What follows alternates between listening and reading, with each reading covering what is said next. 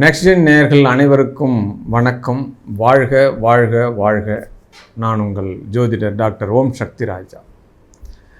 இப்போ நம்ம பார்க்க போகக்கூடிய ராசி மேஷ ராசியை பற்றி பார்க்குறோம். ஒரு மேஷ ராசியில் ஒருத்தர் பிறக்கிறார் அப்படின்னா அவர் எந்த மாதிரியான சூழ்நிலைகளை அனுபவிப்பார், எந்த அளவுக்கு வெற்றியை கையாளுவார், என்ன சாதகம் என்ன பாதகம், இதை நம்ம தெரிஞ்சுக்கணும் இல்லையா? ஆமாம், ஒரு மேஷ ராசியில் ஒரு ஜாதகம் இருக்குது அப்படின்னா அது அதீத தைரியமான ஒரு ராசி அப்படின்னு சொல்லப்போம். ஏன்னா அந்த ராசியினுடைய காரகத்துவ அதிபதியே செவ்வாய் பகவான் தான். அவரே அந்த லக்னத்துக்கும் 8 ராசியாக வர்றாரு. அப்படின்னுக்குள்ள வாண்டடாகவே போய் எல்லா ஒரு விபரீத விளையாட்டுகள் விளையாடுறதுக்கெல்லான சூழ்நிலை எல்லாம் இருக்கும் இந்த ராசிக்கு. ஆமாம்,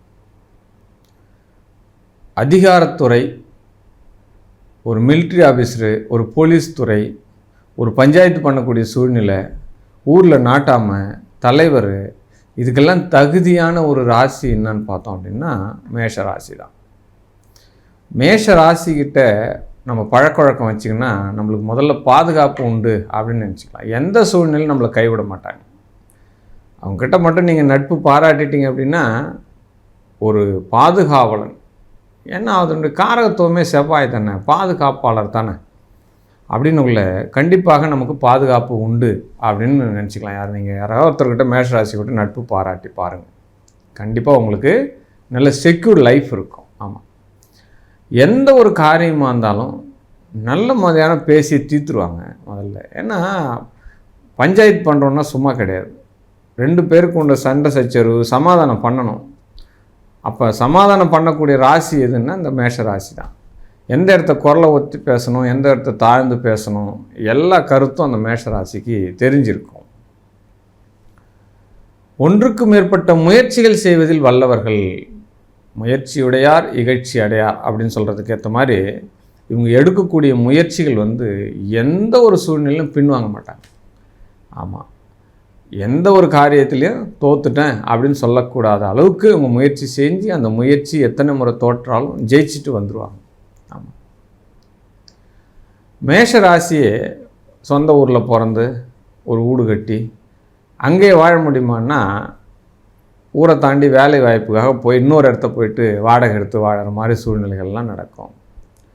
நிறைய இடத்த பதவிகள் மாறிண்டே வரும். ஆமாம், ஒரு ஒர்க் பேஸில் சேலரி பர்சனாக இருக்கிறார் மேஷ ராசியில் அப்படின்னா அவர் நிறைய மாற்றங்கள் அடைஞ்சிக்கினே வருவார். ஒரு ஊராக மாற்றிக்கினே இருப்பாங்க அவர் அடிக்கடி. வீடு மாற்றம், வண்டி வாகனம் மாற்றம். ஆமாம், உடனடியாக ஏதாவது ஒரு வண்டி வாகனம் ரிப்பேராக உடனடியாக மாற்று, புதுசாக மாற்று, வண்டியை மாற்று. ஆமாம், ரொம்ப நாளைக்கு ஒரு வாகனத்தை வச்சுருக்கிறதுக்கு சான்சஸ் இல்லை. இவங்களுக்கு பிஸ்னஸ் ட்ராவல் பிஸ்னஸ் செட் ஆகும். ஆமாம், ட்ராவல் பிஸ்னஸ் செட் ஆகும். திரவிய பொருட்களால் லாபங்கள் வரும், நீர் சம்மந்தப்பட்ட பொருட்களால் லாபங்கள் வரும். என்ன தண்ணீர் கேன் பிஸ்னஸ் பண்ணுறாங்க, போர்வெல்லில் பிஸ்னஸ் பண்ணுறாங்க, ஆயில் பிஸ்னஸ் பண்ணுறாங்க, பெட்ரோலியத்துறை பிஸ்னஸ் பண்ணுறாங்க. இந்த பிஸ்னஸ்களெல்லாம் இவர்களுக்கு செட் ஆகும். கண்டிப்பாக மேஷ ராசி மக்கள் பணி செய்ய விரும்புவாங்க. சமுதாயத்தில் ஏதாவது பணிகள் செய்யணும்பா, மக்களோடு மக்களாக வாழணும்பா, இந்த சமுதாயத்துக்கு ஏதாவது நல்லது பண்ணணும்பா, நாம் பிறந்த சமுதாயத்துக்கு ஏதாவது நல்லது பண்ணணும்பா, ஆதரவற்றோருக்கு ஏதாவது நல்லது பண்ணணும், ஊனமுற்றோருக்கு நல்லது பண்ணணும். கண்டிப்பாக ஹெல்பிங் மைண்ட் நிறைய ஜாஸ்தியாக இருக்கக்கூடிய ராசி மேஷ ராசிக்கு. பிள்ளைகள் பெரிய அளவு யோகமாக வளர்ந்து விடுவார்கள். ஆமாம், நல்ல ஒரு பெயர் சொல்லும் அளவுக்கு பிள்ளைகள்லாம் வளர்ந்துருவாங்க. ஒரு ஐஏஎஸ் ஐபிஎஸ், ஒரு அதிகார பதவி. ஏன்னா 5ஆம் இடம் சூரியன், மேஷ ராசிக்கு 5ஆம் இடம் சூரியன். அந்த சூரியனுடைய காரகத்துவமே என்ன அப்படின்னா இந்த உலகத்தில் சூரியன் வந்தால் தான் வெளிச்சமே இருக்குது இல்லையா? அப்போ சூரியன் வந்தால் தான் இனப்பெருக்கங்களே நடக்குது. உயிரினங்களில் இனப்பெருக்கங்கள் உருவாவதுக்குண்டான சூழ்நிலை சூரியன் தான் கொடுக்குறார். அப்போ 5ஆம் இடம் சூரியனுக்குள்ளே அந்த பிள்ளைகள்லாம் எப்படி இருப்பாங்க? கௌரவமாக இருப்பாங்க, கௌரவத்தை விரும்புவாங்க. எக்காரணத்தை கொண்டும் மதியாதா தலைவாசல் மிதிக்க வேண்டான்னு சொல்லுக்கு இணங்குற மாதிரி அவங்க நடந்துக்குவாங்க. அப்பா பேரை கண்டிப்பாக காமெண்ட் பண்ணுவாங்க, குடும்பத்து பேரை காமெண்ட் பண்ணுவாங்க. ஒரு நல்ல நிலைமைக்கு அரசாங்கத்துறை அரசியல் துறையோடு சம்மந்தப்படுவாங்க. இதெல்லாம் நம்ம சொல்லிகிட்டே போகலாம். அந்த மேஷ ராசிக்கு அவ்வளோ பவர் இருக்குது. ஆமாம், எங்கே சார் பிரச்சனை வரும் இந்த மேஷ ராசிக்கு அப்படின்னா ஜாமீன் கையெழுத்து போடக்கூடாது சார் நீங்கள். ஆமாம், என் நண்பர் தான் சார் இவர், சரியாக இருப்பார், சரியாக நடந்துக்குவார், அவர்கிட்ட கொடுங்க. அப்போ கொடுக்கும்போதே கேட்பான், சார் அவர் கொடுக்கலாம், நீங்கள் தான் கொடுக்கணும், அதெல்லாம் கொடுத்துக்கலாம் போங்க அப்படின்ற வார்த்தை நீங்கள் சொல்லிட்டீங்கன்னா நீங்கள் மாட்டிங்க. ஏன்னா அந்த ராசியினுடைய லாக் அது, அதை சொல்லி குத்தமே கிடையாது. நீங்கள் சொன்னவர் ஏமாற்றிட்டாரெல்லாம் கிடையாது. அந்த ராசியினுடைய தன்மை எங்கே போய் லாக் ஆகணும்னா ஜாமீனில் போய் லாக் ஆகணும், டாக்குமெண்ட் சார்ந்த விஷயத்தில் லாக் ஆகணும். ஆமாம், சொத்து பத்துலாம் கடனுக்கு போயிடுச்சு அப்படின்னா திருப்புறது ரொம்ப ரொம்ப சிரமமாயிடும், ரொம்ப சிரமமாயிடும்.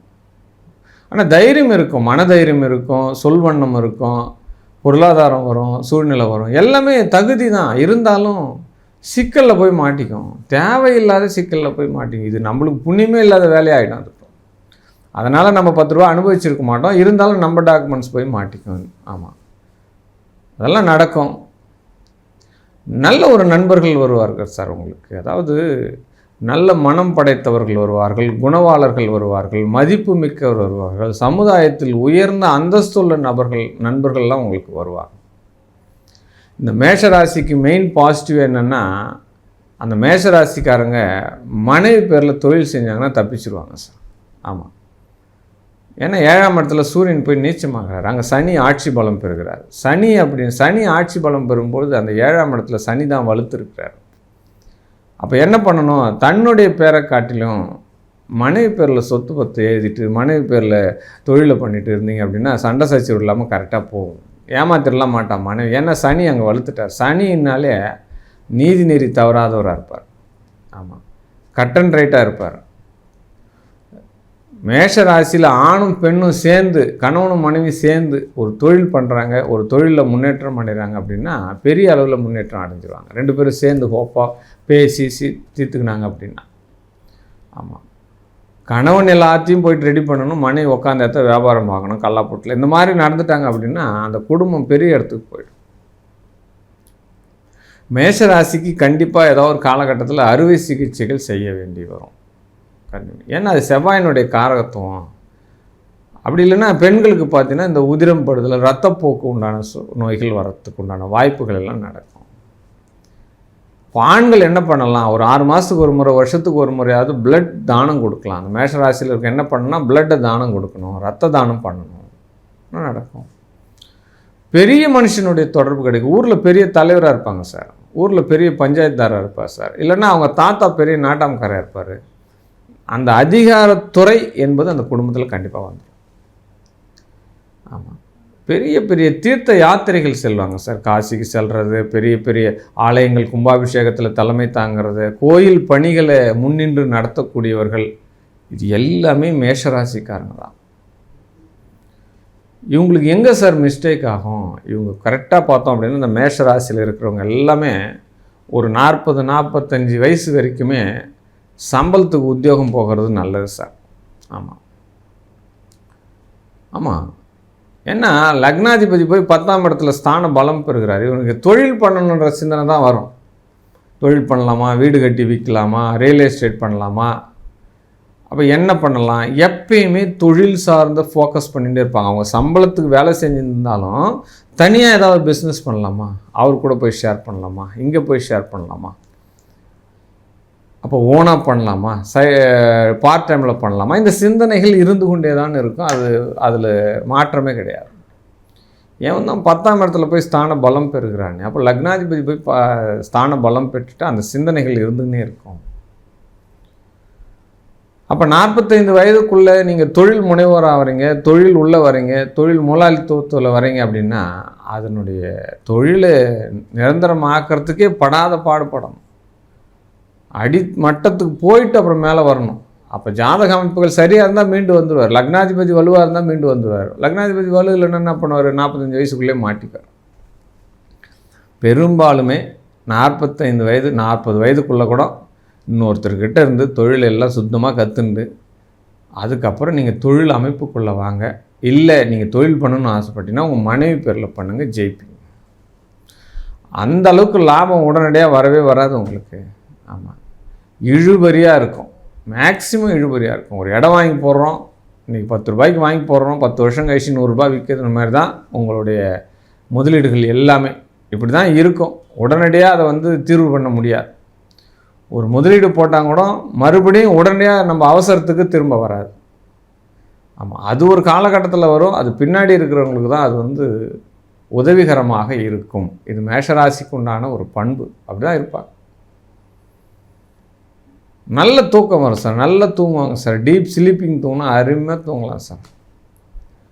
வீட்டில் படுத்தா தூக்கம் வரல அப்படின்னா மரக்கட்டில் போட்டு படுங்க சார். நீங்கள் பலாமரத்தில் கட்டில் போட்டு படுங்க. அந்த காலத்திலலாம் பலாமரத்தில் தான் கட்டில் செஞ்சாங்க. பாலுள்ள மரத்தில் கட்டில் போடணும். தேக்கு மரத்தில் கட்டில் செய்யலாம். ரோஸ்வுட்னு சொல்லக்கூடிய நூக்க மரத்தில் கட்டில் செய்யலாம். இதெல்லாம் உங்களுடைய தலைமுறை வாழையடி வாழையாக வந்து கொண்டே இருக்கும்.